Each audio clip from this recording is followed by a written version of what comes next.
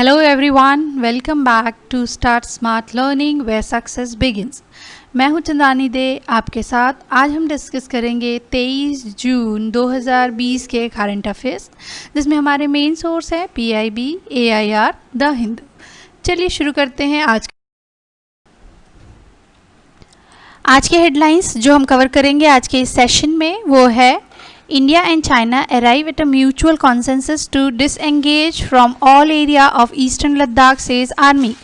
Army ने कहा है भारत और चाइना के बीच ये सहमति बनी है कि दोनों ही देश पूर्वी लद्दाख से अपने अपने सैनिकों को अब हटा देंगी। Trump's sign order to suspend H-1B L-1 visa till December. US president Donald Trump ने एक सस्पेंशन ऑर्डर पर साइन किया है जिसमें उन्होंने H-1B L-1 वीज़ा को दिसंबर तक के लिए रोक दिया गया है। Patanjali launches Ayurvedic medicine for corona virus. Patanjali ने आयुर्वेदिक मेडिसिन लॉन्च किया है कोरोना वायरस के लिए। Government decided not to send hajj pilgrims to Saudi Arabia this year due to corona pandemic. Corona की वजह से इस साल भारत के लोग हज यात्रा पर नहीं जाएंगे। ₹2000 crore allocated by PM Care Fund for supplying made in India ventilators to government run COVID hospital। PM care fund से 2000 करोड़ रुपए एलोकेट किया गया है मेड इन इंडिया वेंटिलेटर्स को बनाने के लिए, जो बेसिकली सप्लाई किए जाएंगे गवर्नमेंट द्वारा रन किए गए कोविड हॉस्पिटल्स में। Nagaland sports academy Kohima selected to be established as a Khelo India state centre of excellence. Nagaland में कोहिमा के एकेडमी को स्पोर्ट्स एकेडमी को सेलेक्ट किया गया है Khelo India state centre of excellence के लिए। Defence minister reaches Moscow India Russia defence and strategic partnership to figure prominently during 3-day visits. हमारे रक्षा मंत्री मॉस्को पहुंचे हैं। रशिया और इंडिया के बीच कुछ डिफेंस स्ट्रेटेजी पार्टनरशिप में बातें होगी और साथ ही साथ राजनाथ सिंह जी ज्वाइन करेंगे विजय परेड को वहां पर, जो कि वर्ल्ड वॉर 2 पे के लिए 75वां वर्षगांठ होगा वहां पर। UNCHR ask Myanmar to ensure safe returns of the Rohingya। UNHCR ने म्यांमार में रोहिंग्या रेफ्यूजीज को रिटर्न आने के लिए सेफ इन्वायरमेंट बनाने के लिए कहा है। United Nations public service day being observe today. United nation public service day 23 जून को मनाया जाता है, जिस पर हम डिस्कस करेंगे। इंटरनेशनल ओलंपिक डे भी 23 जून को ही ऑब्जर्व किया जाता है। एंड द लास्ट है seller need to mention country of origin on products for GEM platform. That means जो भी सेलर GEM प्लेटफॉर्म पे अपने प्रोडक्ट्स बेच रहे हैं वो अपने प्रोडक्ट का ओरिजिन ऑफ कंट्री, किस देश का प्रोडक्ट है, वो मेंशन करेंगे। ये है हमारे कुछ हेडलाइंस जो हम आज के सेशन में डिस्कस करेंगे। India and China arrive at a mutual consensus to disengage from all area of Eastern Ladakh, says Army। Army ने कहा है कि भारत और चाइना इस बात पर अब सहमत हुए हैं कि दोनों ही देश पूर्वी लद्दाख से अपनी अपनी सेनाओं को हटाएगी। कल मालदोव में कोर कमांडो लेवल की मीटिंग हुई जिसमें दोनों ही देश के रिप्रेजेंटेटिव शामिल हुए। दोनों ही देश के रिप्रेजेंटेटिव्स की 11 घंटे लंबी मीटिंग हुई, जिस मीटिंग में काफ़ी बातचीत हुई और फाइनली ये डिसीजन आया कि दोनों ही देश आपस में सहमत है कि वे अपनी अपनी सेनाओं को पूर्वी लद्दाख एरिया से हटाएंगे। ये डिस्कशन दोनों ही देशों के बीच एक पॉजिटिव स्टेप है, जिससे अभी जो टेंशन चल रहा है बॉर्डर पे उसे कुछ हद तक कम किया जा सकता है। ये मीटिंग अराउंड 11:30 बजे सुबह स्टार्ट हुई थी और एक लंबी मीटिंग जो कि 11 घंटे की मीटिंग थी मालदोव में कंक्लूड हुई। ये चुशुल के ऑपोजिट साइड जो कि चाइनीज साइड के LAC पर हुई है। ये मीटिंग दूसरी मीटिंग थी दोनों ही देशों के कोर कमांडर्स की। पहली मीटिंग 6 जून को हुई थी जिसमें ये डिसीजन लिया गया था कि मल्टीपल लोकेशंस में दोनों ही देश के जितने भी कमांडोज है, ट्रूप्स है, उन्हें वहाँ से हटा लिया जाएगा। तो पहली मीटिंग जो है वो 6 जून को हुई थी और दूसरी मीटिंग जो हुई है वो कल हुई है, जिसमें उन्होंने फाइनली ये डिसीजन लिया है कि पूर्वी लद्दाख से दोनों ही देश अपने अपने सेनाओं को हटाएगी। किस तरह से हटाएगी, क्या प्रोसीजर्स होगा, सारी चीज़ों पर अब दोनों ही देशों की सहमति बन गई है, जो कि दोनों ही देशों के लिए एक अच्छी खबर है। चलिए नेक्स्ट खबर पे देखते हैं क्या है। Trump sign order to suspend H-1B L-1 visa till December. US president Donald Trump ने सस्पेंड कर दिया है H-1B L-1 and other temporary works permit like H-2B J-1 H-4, जो हम आगे डिस्कस करेंगे कि है क्या ये परमिट्स और वीज़ा। और प्रेसिडेंट का कहना है कि हमने अगर ऐसा स्टेप लिया है तो इसका मेन एम है प्रोटेक्टिंग लोकल वर्कर्स जो बेसिकली अनएम्प्लॉयमेंट फेस कर रहे हैं ड्यू टू कोविड-19 पैंडमिक। इस डिसीजन से बेसिकली ब्लास्ट होती है यूएस की टेक इंडस्ट्री, जिनका कहना है it hurts innovation and delay the recovery of US economy. Government के ये स्टेप लेने के बाद सुंदर पिचाई सीईओ गूगल का ट्विटर रिएक्शन आया, जिस पे उन्होंने कहा है गवर्नमेंट का ये मूव फेवरेबल नहीं है। यूएस में बड़ी बड़ी टेक इंडस्ट्रीज़ है जिसमें काम करने वाले एम्प्लॉय बेसिकली फॉरेनर्स हैं, जिन्होंने इस कंपनी को इस पोजीशन पे लाने के लिए काफ़ी मेहनत की है। एंड गवर्नमेंट के ऐसे रिएक्शन से गवर्नमेंट को काफ़ी लॉस हो सकता है, इकोनॉमी को रिकवर होने में भी बहुत प्रॉब्लम आ सकती है और इनोवेशन में भी ये स्लो डाउन देखने को मिल सकता है। साथ ही साथ सुंदर पिचाई ने कहा है कि गवर्नमेंट के इस स्टेप से लोगों को बहुत प्रॉब्लम फेस करना पड़ेगा। ऐसे कंडीशन में मैं उन सभी एम्प्लॉयज़ के साथ हूँ। नेक्स्ट, इस चीज़ों को देखते हुए ट्रंप ने अपने डिफेंस में कहा है we have moral duty to create an immigration system that protect the lives and jobs of our citizen.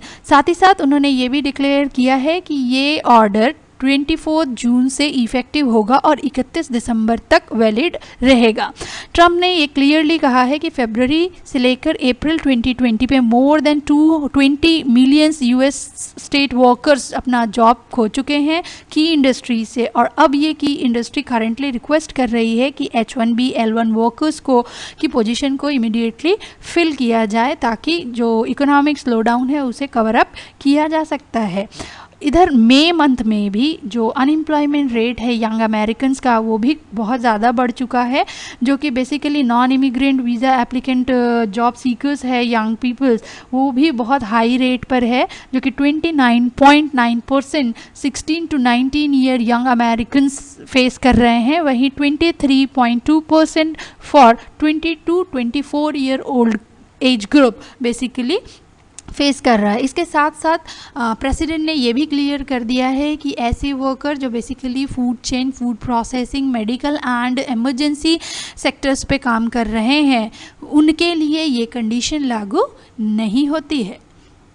Now यहाँ पर हम बात कर रहे हैं visa H-1B L-1, H-2B J-1 and H-4। ये है क्या?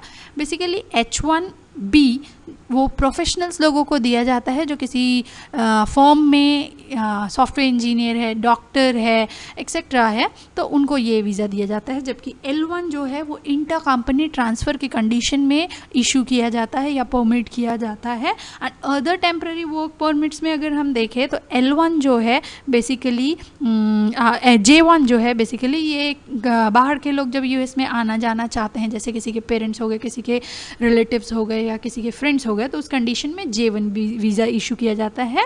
H-2B बेसिकली H-2B जो है वो temporarily non agriculture workers, non agriculture workforce के लिए होता है। जबकि H-4 जो है हस्बैंड के साथ वाइफ जाएगा, वाइफ के साथ हस्बैंड जाएगी, इस तरह के वीज़ा को हम कंसीडर करते हैं। So next, Patanjali launches Ayurvedic medicine for corona virus. कल योगा गुरु बाबा रामदेव एंड पतंजलि आयुर्वेद के सीईओ मिस्टर बालकृष्णन ने उत्तराखंड के हरिद्वार में कोरोना के लिए पहला आयुर्वेदिक मेडिसिन, जिसका नाम इन्होंने कोरोनिल या दिव्य कोरोनिल स्वासरी के नाम से प्रमोट किया है, लॉन्च किया है हरिद्वार में।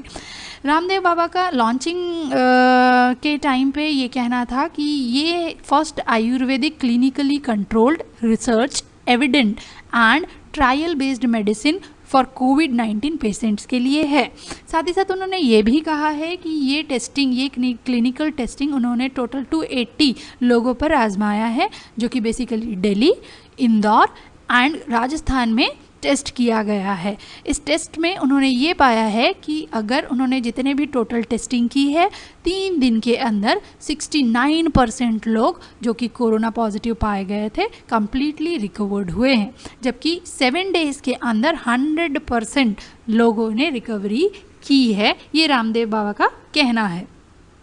अब अगर हम बात करें ये जो मेडिसिन है Coronil basically Patanjali research centre and NIMS की एक कंबाइन एफर्ट है, जिसमें उन्होंने बेसिकली अश्वगंधा, गिलोय, तुलसी जैसी चीज़ों आयुर्वेदिक चीज़ों का यूज़ किया है।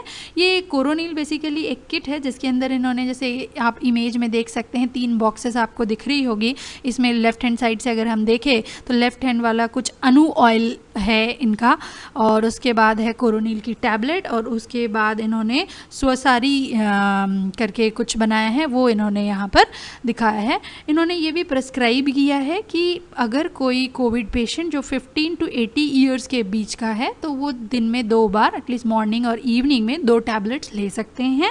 एंड जो लोअर एज ग्रुप यानी छोटे हैं 6 साल से 14 साल के बीच के हैं, ये हाफ डोज लेंगे, मतलब जो एल्डर्स ले रहे हैं उससे जस्ट हाफ डोसेज ये लेंगे। साथ ही साथ इन्होंने ये भी कहा है कि अगर आपको अपना इम्यून सिस्टम थोड़ा सा सॉलिड करना है, बढ़ाना है, तो आपको इन मेडिसिन के साथ योगा भी करने की ज़रूरत है, जिससे आपका ये इम्यून सिस्टम स्ट्रॉन्ग होगा, रोग प्रतिरोधक क्षमता बढ़ेगी, तो कोविड-19 का इन्फेक्शन कम हो सकता है।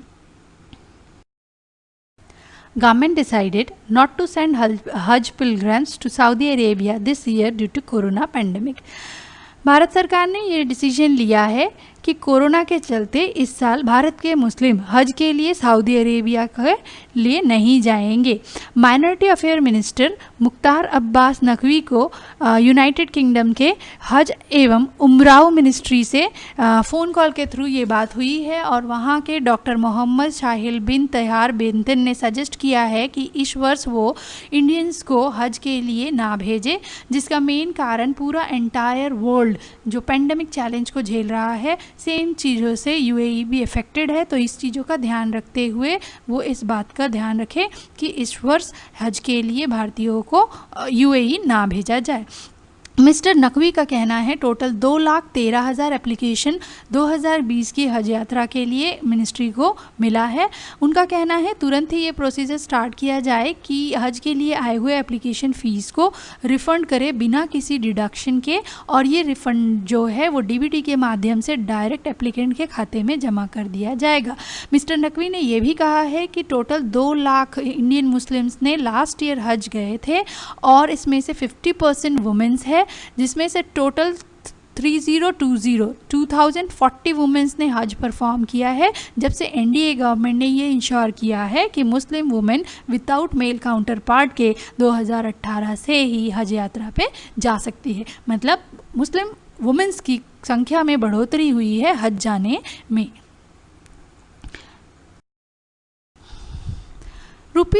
₹2,000 crore allocated by PM Care Fund for supplying made in India ventilators to the government run COVID hospital.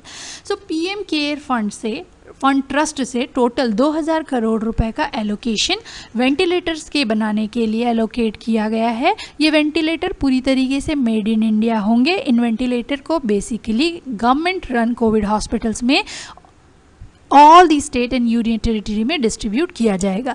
इसके अलावा भारत सरकार ने 1,000 करोड़ का extra amount PM care fund से माइग्रेंट लेबर के वेलफेयर्स के लिए भी एलोकेट किया है।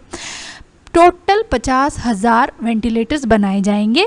ये 2,000 करोड़ का एलोकेशन 2,000 करोड़ का जो एलोकेशन हुआ है, जिसमें से 30,000 वेंटिलेटर्स जो मैन्युफैक्चर करेगा वो भारत इलेक्ट्रॉनिक लिमिटेड करेगा। एंड इसमें से 30,000 में से 2,923 वेंटिलेटर ऑलरेडी मैन्युफैक्चर्ड करके स्टेट एंड यूटीज़ में देने के लिए रेडी हो चुका है, जिसमें से 1,340 वेंटिलेटर ऑलरेडी सारे स्टेट और यूटी में डिस्ट्रीब्यूट कर दिया गया है। ये वेंटिलेटर बेसिकली महाराष्ट्र, दिल्ली, गुजरात, बिहार, कर्नाटका और राजस्थान में भेज दिया गया है। बाकी 14,000 और वेंटिलेटर्स इस मंथ के एंड तक डिलीवर कर दिया जाएगा स्टेट्स और यूटीज़ को। इन एडिशन 1000 करोड़ रुपीस जो एडिशनली गिवन है माइग्रेंट लेबर्स के लिए, ये बेसिकली उनके accommodation, food, medical treatment and transportation के अरेंजमेंट के लिए गिवन है, जिसमें से एक large proportion Maharashtra, Uttar Pradesh and Tamil Nadu को दिया गया है, जो कि 181 करोड़ महाराष्ट्र को दिया गया है, तमिलनाडु को 83 करोड़ दिया गया है और उत्तर प्रदेश को 103 करोड़ रुपए बेसिकली दिए गए हैं। बाकी बचे अमाउंट अदर स्टेट को भी दिया गया है, जिसमें शामिल है गुजरात, दिल्ली, वेस्ट बंगाल, बिहार, मध्य प्रदेश, राजस्थान और Karnataka. Nagaland Sports Academy, Kohima selected to be established as a Khelo India State Center of Excellence. Nagaland की इंदिरा गांधी स्टेडियम जो कि कोहिमा में है, उसे सेलेक्ट किया गया है Khelo India state centre of excellence KISCE। आपको एग्जाम में ये भी पूछा जा सकता है कि KISCE को एक्सपैंड करिए या फिर KISC कौन से फील्ड से रिलेटेड कीवर्ड है।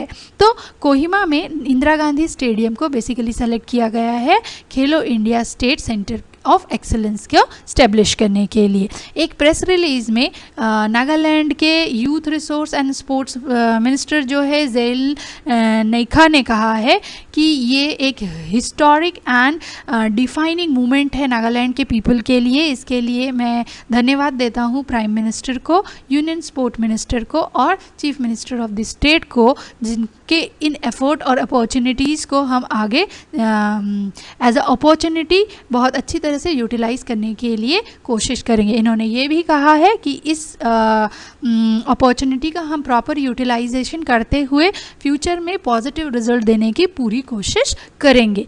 साथ ही साथ ये भी स्पोर्ट्स मिनिस्ट्री ने इसमें कहा है कि फर्स्ट फेज़ ऑफ KISC में basically state owned sport facilities में 8 स्टेट को हम इंडिया के कवर करेंगे, जिसमें नागालैंड एक है, अरुणाचल प्रदेश दूसरा है, मणिपुर है, चौथा मिज़ोरम है, पांचवा केरला है, 6th पे तेलंगाना है, 7th पे कर्नाटका है और 8th पे उड़ीसा है। तो KISC के फर्स्ट फेज़ के लिए ये 8 स्टेट सेलेक्ट हुए हैं, Nagaland, Arunachal Pradesh, Manipur, Mizoram, Kerala, Telangana, Karnataka and Orissa.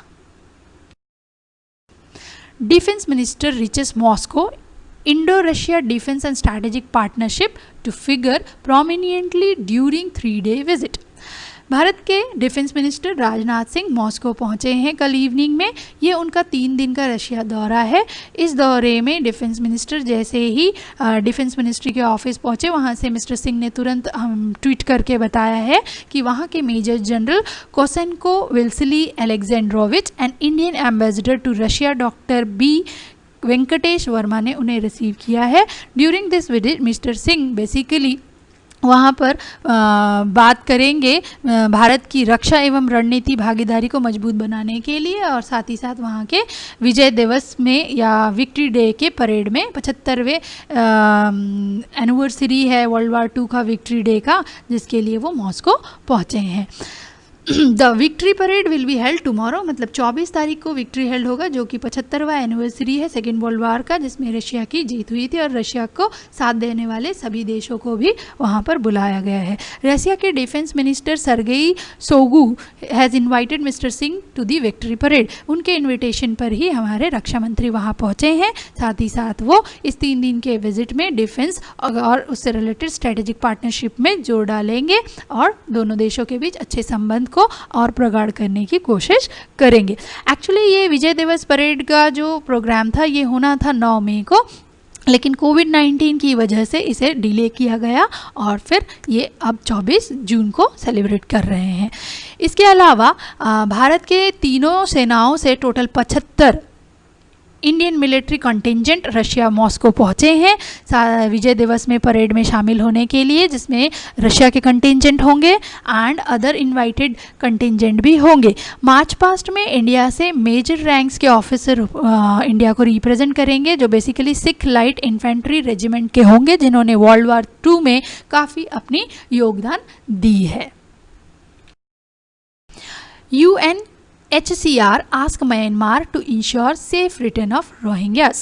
United Nations human right council ने एक रिजोल्यूशन अडॉप्ट किया था मंडे में, जिसकी कॉलिंग पे म्यांमार को कहा गया था कि वो एक ऐसा कंडीशन और वॉलंटरी एनवायरनमेंट क्रिएट करे जिससे safe, dignified and sustainable return हो रोहिंग्यास का, एंड जो पीपल फोर्सिबली डिस्प्लेस्ड हो गए थे उनको भी रिटर्न आने के लिए एक ऐसा वॉलंटरी एनवायरनमेंट स्टार्ट करने के लिए UNHCR ने म्यांमार को सजेस्ट किया है। इस रिजोल्यूशन के अडॉप्ट करने पर UNHCR के टोटल 47 मेंबर्स में से 37 ने फेवर में वोट किया है, 8 एब्सेंट थे और 2 जो है वो अगेंस्ट में वोट किए थे। इसके साथ साथ UNHCR ने ये स्ट्रेस भी डाला है म्यांमार पे कि वो मेन रूट कॉज को फाइंड आउट करे, एड्रेस करे, जिसकी वजह से human right violation, abuse against ethical minority like Rohingyas in the Rakhine state of Myanmar में ये जो केसेस हुए हैं। इसके अलावा UNHCR ने म्यांमार से ये भी कहा है, म्यांमार के गवर्नमेंट से ये भी कहा है कि वो अलाउ करे मीडिया को, इंडिपेंडेंट ऑब्जर्वर को एंड डिप्लोमेट्स क्रॉप को कि वो कंट्री को फुल्ली एक्सेस कर सके। साथ ही साथ रक्षिन स्टेट में जो इन्होंने इंटरनेट यूसेज पर बैन लगा कर रखा था उसे भी हटाने के लिए कहा गया है।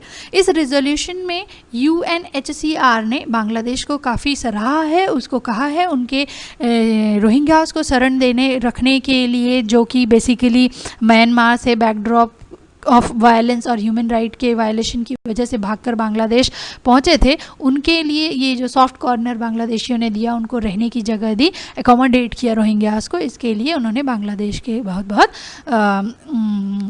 धन्यवाद भी किया है बेसिकली।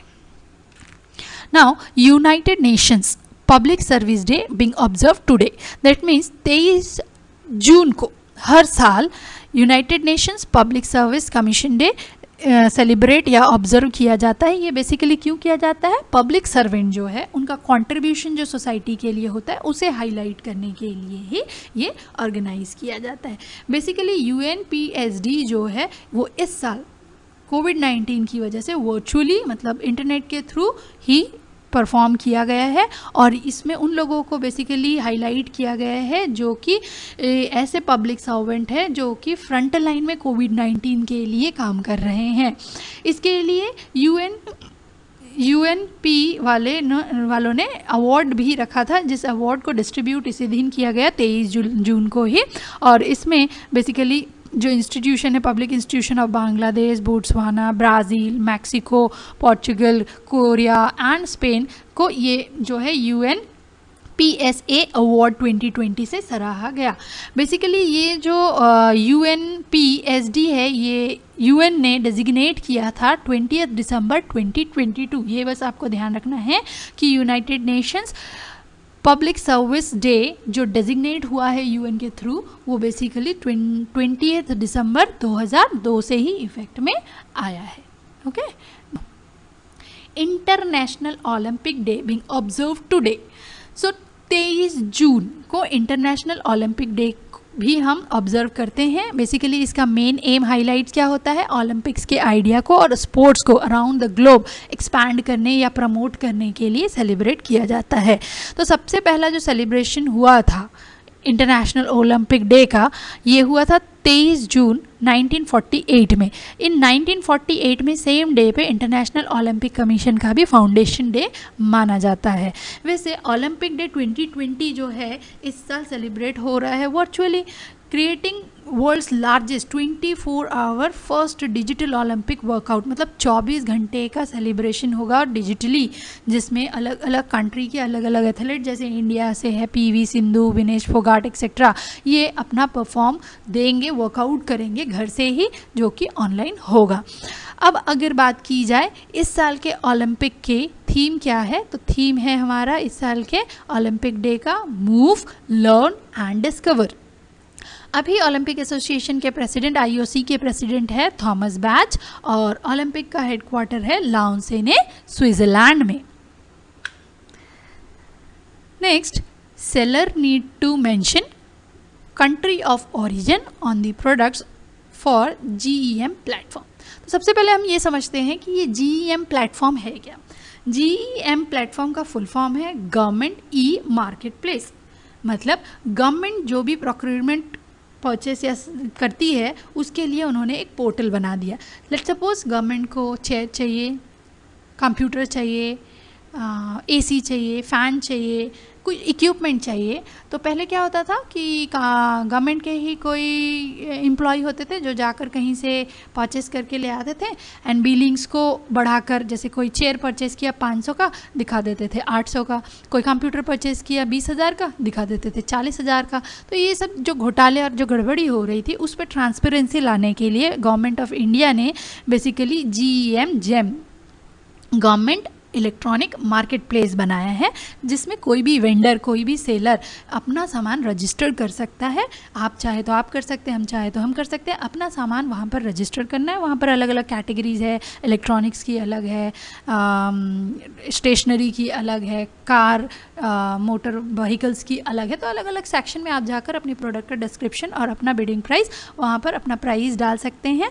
एंड गवर्नमेंट को जब परचेस करना होगा तब गवर्नमेंट वो प्राइस देखेगी, जिसकी प्राइस लोएस्ट कि गवर्नमेंट उससे परचेस कर लेगा वो प्रोडक्ट। तो ये एक्चुअली जिम है। तो ये पोर्टल है जिसमें आप डायरेक्ट सेल कर सकते हो गवर्नमेंट ऑफ इंडिया को कोई भी प्रोडक्ट। ठीक है, तो अब देखते हैं जिम के लिए गवर्नमेंट ने क्या नए गाइडलाइंस दिए हैं। तो government procurement portal GEM has made it mandatory for seller to mention country of origin on the product they wishes to sell through the platform, a move aimed at promoting Atmanirbhar Bharat और self reliant Bharat. इसका मतलब ये है कि भारत सरकार ये चाह रही है कि जितनी भी चीज़ें इनके इस पोर्टल से सेल होगी, वहाँ पर आप जब प्रोडक्ट की लिस्टिंग करेंगे, प्रोडक्ट को रजिस्टर करेंगे, तब आप उस प्रोडक्ट का कंट्री ऑफ ओरिजिन या मैन्युफैक्चर कहाँ है, मेड इन इंडिया है या मेड इन जापान है या मेड इन जो कंट्री है, आपको वहाँ वो चीज़ डिस्क्रिप्शन में डालना होगा। जिससे होगा क्या, फिल्टरिंग हो जाएगी कि स्वदेशी चीज़ें क्या है। बेसिकली अभी क्या हो रहा है, मोदी जी क्या कह रहे हैं कि स्वदेशी चीज़ों पर आपको फोकस करना है, स्वदेशी चीज़ें ही यूज़ करना है, चाइनीज़ माल को यूज़ नहीं करना है, अदर कंट्री के बाहर की चीज़ों को यूज़ नहीं करना है। क्यों? इससे क्या होगा, इकोनॉमी को एक्सेलरेशन होगा और हमारा जो इकोनॉमी को है सपोर्ट मिलेगा, स्वदेशी चीज़ें ज़्यादा से ज़्यादा यूज़ करेंगे। तो कई बार आप लोगों ने देखा होगा कि आप सुपरमार्केट में कुछ शॉपिंग करने गए हैं, वहाँ मैगी नहीं मिल रहा है। कई लोगों ने देखा होगा कोका कोला, फैंटा, पेप्सी वगैरह नहीं मिल रहा है। और कई चीज़ें आपने ऑब्जर्व किया होगा, जैसे आप अमेज़ॉन में जाएंगे तो स्वदेशी वाला एक पेज बना होगा, मेक इन इंडिया वाला। वैसे ही मिंत्रा के वेबसाइट पर जाएंगे तो देखेंगे एक बना होगा हैंडीक्राफ्ट मेक इन इंडिया करके, मास्क होगा, बहुत सारी चीज़ें आपको दिख रही होगी। तो बेसिकली ये वही चीज़ें हैं, सेल्फ रिलायंट इंडिया, आत्मनिर्भर भारत। तो अब यहाँ पर आगे ये कह रहे हैं गवर्नमेंट कि ई मार्केट प्लेस जेम जो है basically enabled a provision for indication of the percentage of the local content in product with a view to promote make in India. That means आप ये भी कह सकते हैं कि अगर कोई प्रोडक्ट आपने यहाँ पर लिस्टिंग की है, उसमें कितना % आपने लोकल रॉ मटेरियल्स यूज़ किया है, ये सारी चीज़ें भी आपको डिस्क्रिप्शन में आप लिख सकते हैं। इसके अलावा GeM has taken a significant step toward Atmanirbhar Bharat and has made it mandatory for the seller to enter the country of origin while registering all new product on GEM. The portal CEO Talan Kumar told news agency. तो हमारे portal के जो CEO है mister तलन Kumar, इन्होंने ये कहा है कि ये मैंडेटरी कर दिया गया है कि जब भी आप प्रोडक्ट की लिस्टिंग जेम में करेंगे तब आप उसका ओरिजिन कंट्री का नाम लिखेंगे, या फिर आप वहाँ पर परसेंटेज ऑफ लोकल कंटेंट उस प्रोडक्ट में कितना यूज़ हुआ है रॉ मटेरियल के फॉर्म में, वो चीज़ भी आपको वहाँ मेंशन करना मस्ट होगा। तो ये था आज का हमारा जीके डिस्कशन, जो बेसिकली हेडलाइंस है 23 जून 2020 की। आई होप आपको अच्छी लगी होगी वीडियो। अगर अच्छी लगी है तो लाइक कर दीजिए, अच्छी नहीं लगी है तो डिसलाइक भी कर सकते हैं। I really appreciate your time. Thank you for watching us. Please like, share and subscribe for more videos.